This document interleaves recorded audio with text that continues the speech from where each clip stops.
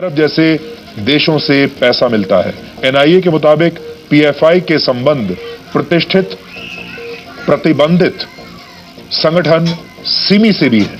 पिछले साल पीएफआई पर झारखंड सरकार ने प्रतिबंध लगा दिया था। आरोप था कि इसके संबंध आतंकवादी संगठन। भी पता चला कि शाहीन बाग में इसी संगठन पीएफआई और उससे जुड़े संगठनों के 5 दफ्तर हैं इसी इलाके में जहां पर ये प्रदर्शन हो रहे हैं।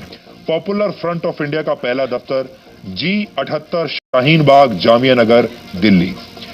दूसरा popular front of India G66 Shaheen Bagh Jamia Nagar Delhi. सोचिए, G78 भी है, फिर G66 है, सेम कॉलोनी में। अगला दफ्तर F30 शाहीन बाग जामिया नगर दिल्ली। उसके बाद F30 के बाद F23 नंबर भी इन्हीं का है, शाहीन बाग जामिया नगर दिल्ली। इसमें कैंपस फ्रंट ऑफ इंडिया नाम से एक संगठन चल रहा है। तो उसके बाद all India imams council F20 Shaheen Bagh Jamia Nagar Delhi. Rehab India foundation N44 ground floor Abdul Faza enclave Jamia Nagar Delhi में जहां प्रदर्शन हो रहा है उसके 50 से 100 मीटर के अंदर अंदर आते हैं। देश को लेकर पीएफआई का नजरिया कैसा है यह आप देख चुके हैं, इसलिए अब आप ये सुनिए कि इन आरोपों पर एसडीपीआई का क्या कहना है।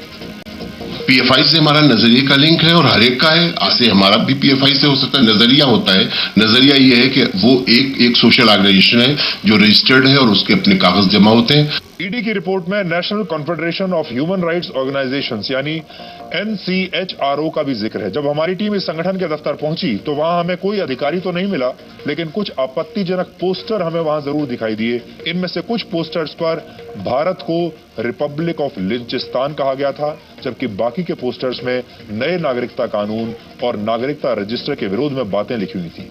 हमने इस संस्था से जब बात की, इस बारे में फोन पर बात की, तो उन्होंने भी इन सभी आरोपों से इनकार किया। अंसार इंदौरी साहब बोल रहे हैं।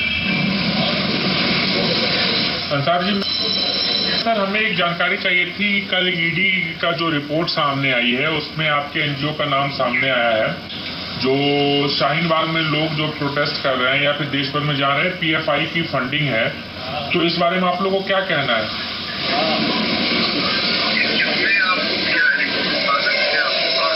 जी हमारे पास है। इसके अलावा इस लिस्ट में जो और पते दिए गए हैं, हम दिल्ली में जंगपुरा में मौजूद रिहैब इंडिया फाउंडेशन यानी RFI के दफ्तर भी गए। इस संगठन का नाम भी ईडी की रिपोर्ट में लिखा हुआ है। ईडी की रिपोर्ट के मुताबिक RFI ने पीएफआई के साथ लाखों रुपए का लेन देन किया था, लेकिन अब RFI ने भी इन विरोध प्रदर्शनों से किसी तरह के कनेक्शन से इनकार किया।